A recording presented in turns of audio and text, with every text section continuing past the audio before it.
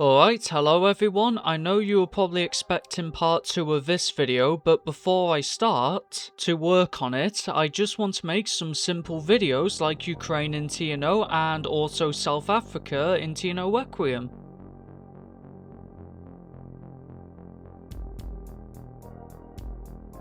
Okay, so to start, Ukraine isn't really in the best position, and the reason why is because 1, they are under German occupation, secondly, they basically have to meet a grain quota, so they're basically slaves, and 3, if you look at our national spirits, you can basically see that the nation is pretty much dead. And with the German settlers arriving to this so-called paradise of theirs in their propaganda, instead, now they have to deal with bandits, partisans, and also decaying infrastructure. So yes, even for the German settlers, it's not really a good place to live, even for them. And finally, even if we do free ourselves, who knows for when the Germans will come back. Okay, now let's discuss about the country. Now first things first, just like every TNO country, we have a UI for our country, which you can see there are different states and you can select them. So over here we can see the exploitation and the development, which can give buffs for your economy. However, the more you exploit your population, the less population growth you have. And if you click on this, you can spend political power to develop this area, or the area you have selected, which I'm pretty sure that you only get bonuses with no debuffs. And now, looking over here, we can see how much grain we have made. And over here is the demand that we send to Germany and our Ukrainian population to keep them happy. And all you just need to do is just to simply produce more grain than your current demands. However, only if you're playing as the right commissariat, because if you meet the quota then you get buffs for your government. But however, if you don't meet the quota, the right commissariat will get debuffs while you will actually gain buffs in the end because of the population being upset. And to be fair, you can't really blame them because at this point they're practically starving. So that's why if you're not playing as the right commissariat, you have the option to spend political power, and also I think you can also spend some guns, but I'm not sure, to sabotage the grain stockpile and production. Okay, now moving on, if we click over here we are greeted with this resistance tab. If you click on any of these states, you can look over here to see this pie chart that reveals to you how much control do you have over your country, or well, more specifically the area.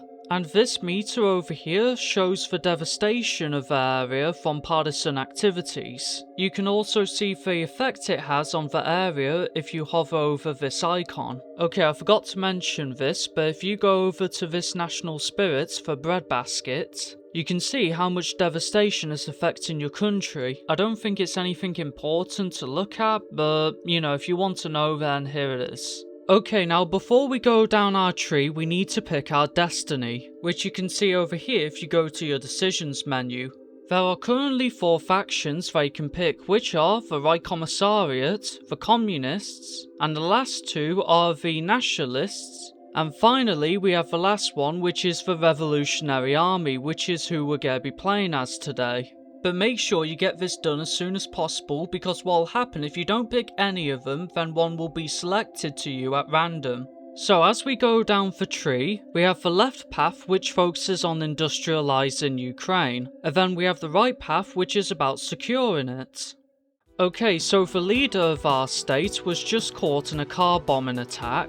So not only do we get a new leader which has some bonuses that are good for our favour, because it increases partisan activity, but we also get a new tree depending on the faction we picked before at the start of the game. Now, because we have picked the National Revolutionary Army, we get this tree, and we get a brand new UI where we can spend guns and manpower to increase our resistance and control, which we will focus on these states right here. Okay, now I'm not sure about this, but I think the more percentage you have that shows your control, the more units you have.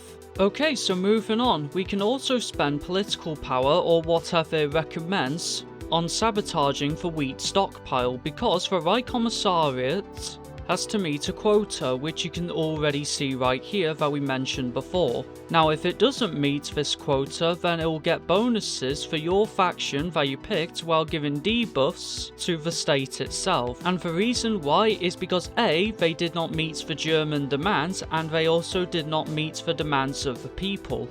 Okay, so we're moving on to the most important part. I'm pretty sure this is only exclusive to the National Revolutionary Army. However, I do also know that other states like the Reich Commissariats have their own power balance mechanic. So if you go to your decisions tab, you can see that we have the pillars of the revolution, which is simple. You have 3 groups and you have a percentage. If it's above 50%, then you get buffs, which are very good. While on the other hand, if it's below 50%, then you basically get negative debuffs. And I also highly recommend that you support these guys the most because they give you extra attack and defense bonuses, which will be handy very much during the Civil War. But however, I don't know whether or not supporting these factions can actually influence their election in the future, which you get after winning the Civil War. Alright, with that all said, now let's go and free Ukraine from the Germans.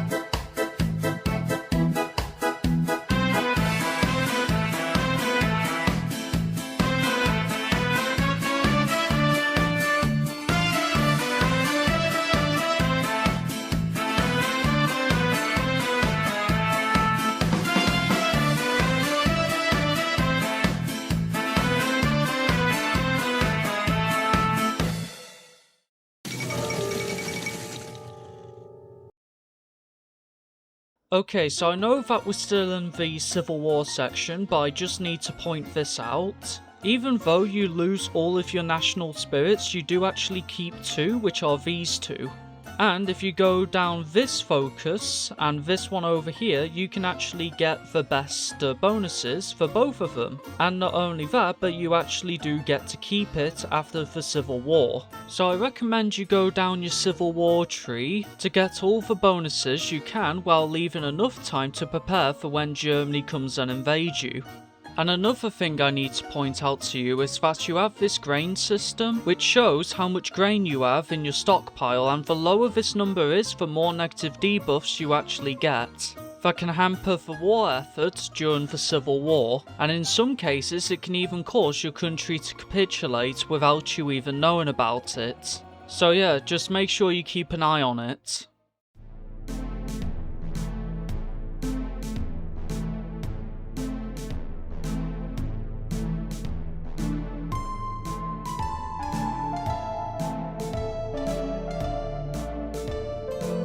Alright, we're close to the end now. So after the Civil War, we have 3 different paths that we can pick, which is important because this will decide who our leader will be. Now, I won't be talking about the election because that's self-explanatory, but just go down the election tree and win.